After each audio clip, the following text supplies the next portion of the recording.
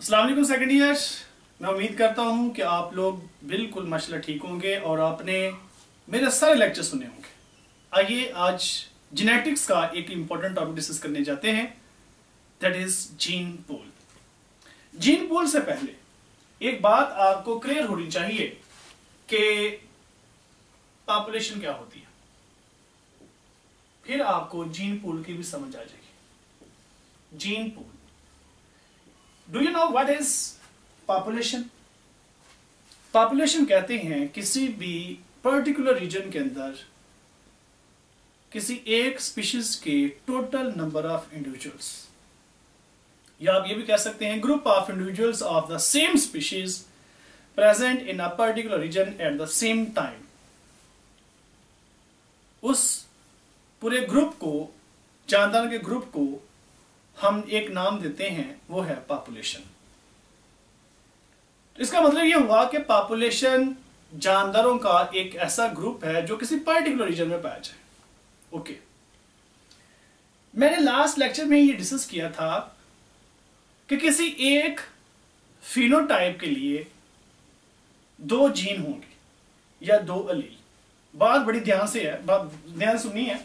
मसलन ह्यूमन की बॉडी के अंदर एक सेल के न्यूक्लियस के अंदर 46 क्रोमोसोम्स है जो कि 23 पेयर्स की फॉर्म में है।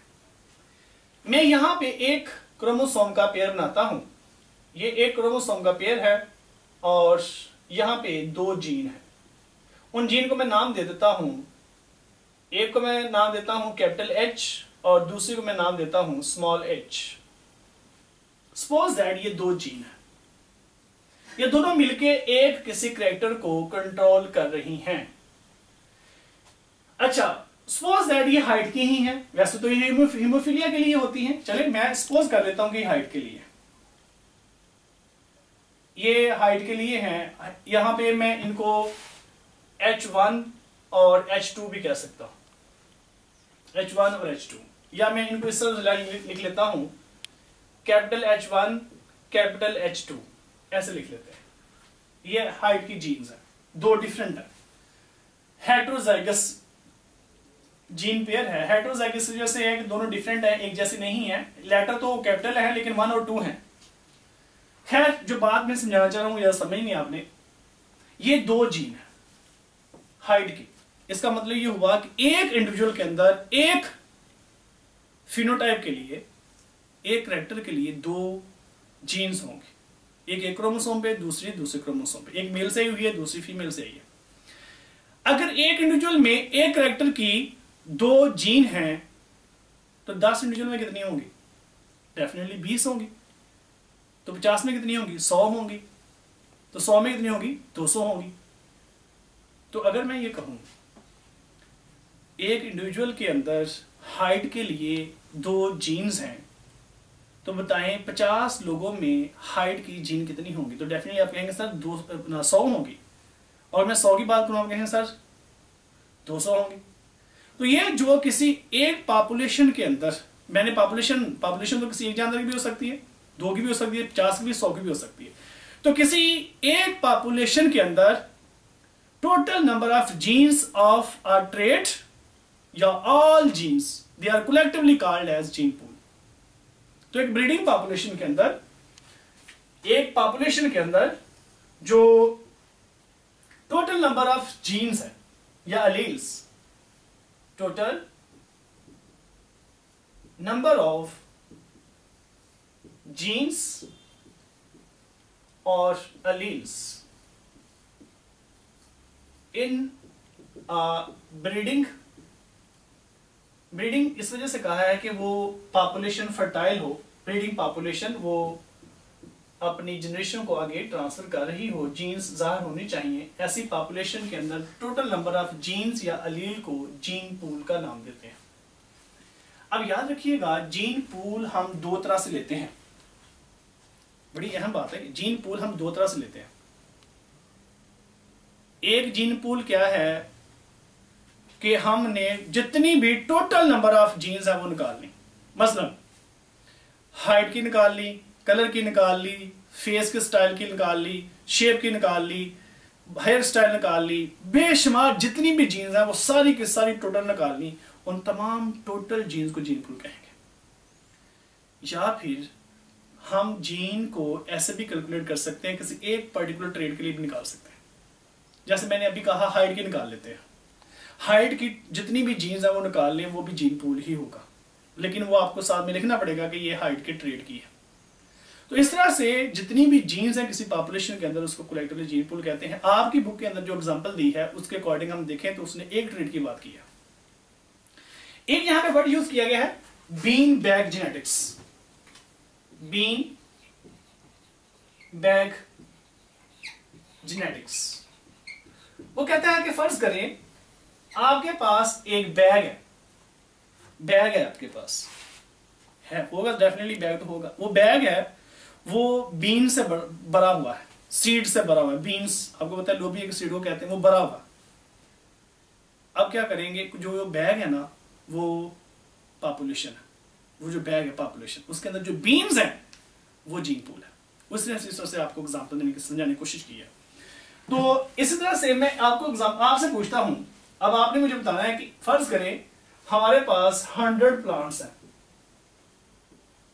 इस तरह से भी आप इसको समझ सकते हैं, 100 प्लांट्स हैं। इन 100 प्लांट्स में 50 प्लांट्स वो हैं which are producing red flower। बड़ी सिंपल सी एग्जांपल उसने आपको बुक में मेंशन करके समझाई है। और 50 प्लांट्स वो हैं, 50 प्लांट्स वो हैं जिनके व्हाइट फ्लावर्स है। अब इसका मतलब हुआ कि आपके पास दो तरह के फ्लावर्स हैं, रेड और व्हाइट। अब मैं आपसे एक क्वेश्चन पूछता हूं कि एक प्लांट है, अगर मैं यहां से एक सिंगल प्लांट लूं, एक प्लांट, और उसके हों रेड फ्लावर्स, तो बताएं रेडनेस के लिए उसमें कितनी जीन्स या कितनी अलील होंगी? तो आप कहेंगे डेफिनेटली 2 होंगी, 2 है रेडनेस के लिए। हो सकता है वो दोनों ही कैपिटल आर हो सकता है कैपिटल आर एक स्मॉल आर हो, जो भी है तो होंगी, लेकिन 2 ही एक प्लांट के अंदर।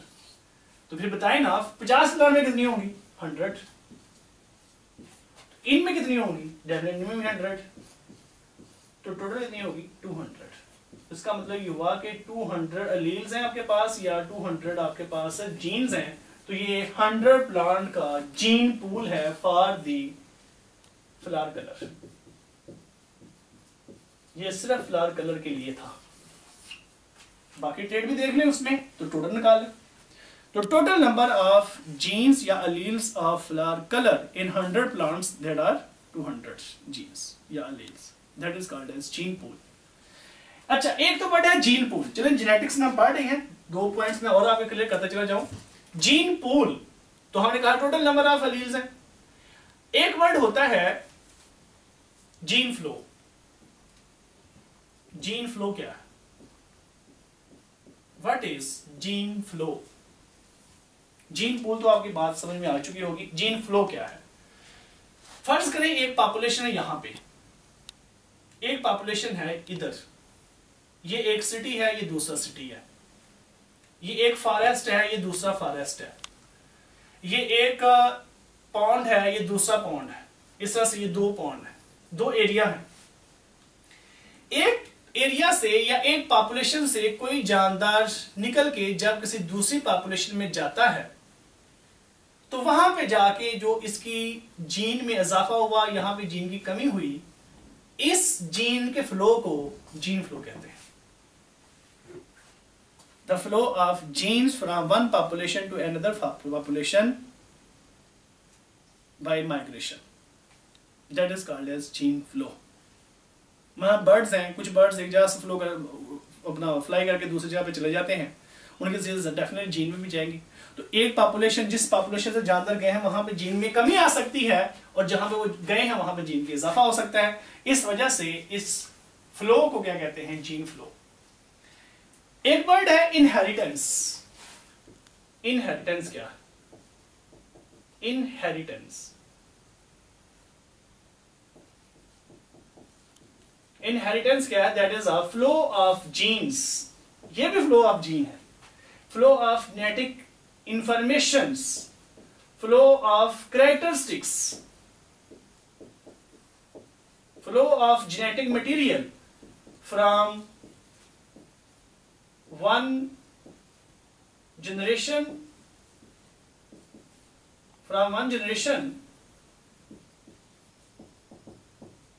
to next. इस स्टडी को कहते हैं इनहेरिटेंस। इस स्टडी को क्या कहते हैं? Inheritance. The study of the flow of genetic material, genetic informations, genes from one generation to another generation. एक फैमिली है किसी भी जानवर की, उसमें एक पेरेंट से उसकी ऑफस्प्रिंग के अंदर जितने भी कैरेक्टर फ्लो करते चले जा रहे हैं, इस फ्लो की स्टडी को क्या कहते हैं? इनहेरिटेंस। और जो कैरेक्टर फ्लो कर रहे हैं उसको कहते हैं हेरिडिटरी कैरेक्टरिस्टिक्स, हेरिडिटी। तो जो कैरेक्टर हैं उनको क्या कहेंगे हम? Hereditary characteristics. एक और वर्ड यूज किया जाता है अक्सर, जीन फ्रीक्वेंसी क्या होती है? जीन फ्रीक्वेंसी चैप्टर नंबर 24 का क्वेश्चन है, एवोल्यूशन का। What is gene frequency? Suppose that कि आपके पास एक पॉपुलेशन है, आप उस पॉपुलेशन के अंदर जीन पूल निकालते हैं। आपने उस पॉपुलेशन में कलर का जीन पूल निकाल लिया, आपने हाइट का निकाल लिया, आपने वहां पे शेप का निकाल लिया, बेशुमार जितने भी कैरेक्टर सबका निकाल लिया। किसी एक कैरेक्टर का आपने सबके साथ कंपैरिजन करके जो रेशो निकालनी है, उस रेशो को कहते हैं जीन फ्रीक्वेंसी। यानी कि number of particular genes compare to sum of all genes in a population. यानी कि एक पर्टिकुलर जीन एक पॉपुलेशन के अंदर कितनी दफा रिपीट हुई है as compare to sum of all genes, यानी कि रेशो निकाल लें। इसको कहते हैं क्या? Gene frequency. तो मैंने यहां पे क्लियर किए क्वेश्चन जीन पूल, मैंने इनहेरिटेंस के बारे में डिस्कस किया, मैंने जीन फ्लो के बारे में डिस्कस किया, और मैंने यहां पे जीन फ्रीक्वेंसी के बारे में आपसे डिस्कस किया। तो जीन फ्रीक्वेंसी क्या है? कि ratio of a particular gene या allele compare to sum of all the genes in a population, या एक जीन्स कितनी दफा रिपीट है compare to all the genes in a population. तो यहां तक स्टूडेंट्स आप लोग इसको मेमोराइज करें। नेक्स्ट हम इंशाअल्लाह नए टॉपिक के साथ मिलते हैं। अपना बहुत ख्याल रखें। अल्लाह हाफ़िज़।